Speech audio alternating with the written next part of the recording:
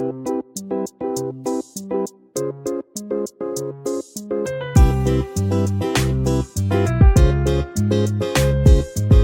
मध्ये नमस्ते, मी बनवते खेकड्याचा रस्सा। तर इथे आहे ना गॅसवर कढई ठेवलेली आहे, त्याच्यामध्ये 1 चमचा तेल टाकलेला आहे। हा तेल आहे ना राईचा तेल आहे, राईच्या तेलामध्ये खूप टेस्टी होतो। आता इथे मी लसूण टाकणार आहे आणि लसूणची पेस्ट पण केलेली टाकणार आहे। आता तुम्ही म्हणणार इथे अख्खा गरम मसाला का नाही टाकत, पण अख्खा गरम मसाल्याचा माझा व्हिडिओ आलाय, तर मी गरम मसाल्याची पावडर टाकणार आहे। इथे फ्रेश कढीपत्ता टाकते, इथे 2 ते 3 कांदे चिरलेले टाकायचं आणि छान असा गोल्डन कलरवर फ्राय करून घ्यायचा कांदा। इथे आहे ना कांदा गोल्डन झालेला आहे। आता इथे आहे ना अद्रक लसणाची पेस्ट टाकायची। अद्रक लसणाची पेस्ट अशी घरी बनवून घ्यायची, घरगुती आहे ना चांगली असते। बाहेरच्या अद्रक लसणामध्ये केमिकल असतो। इथे 2 चमचा टाकलेले, छान अशी तेलावर परतून घ्यायची। इथे परतल्यानंतर आहे ना इथे सुके मसाले टाकायचे। हे सुके मसाले पण माझ्या चॅनलवर व्हिडिओ आलेले आहे, तुम्ही पहा।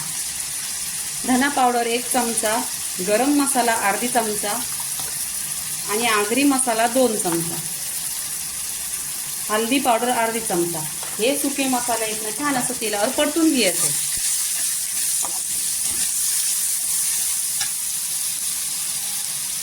काश्मीरी लाल मिरची पावडरची अशी पेस्ट बनवून ठेवलेली आहे, ही 2 चमचा टाकायची। अशी घरगुती बनवलेली आहे ना, खूप टेस्टी होतं जेवण।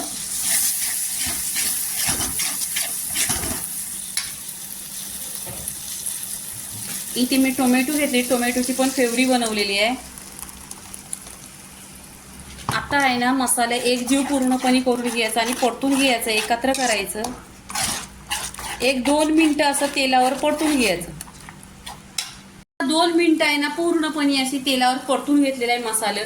आता इथे मी गरम पाणी करून घेतलेलं आहे, गरम पाणी टाकायचं आणि छान अशी एक उकळी करायची। ह्याच्यावर ढाकण ठेवायचा।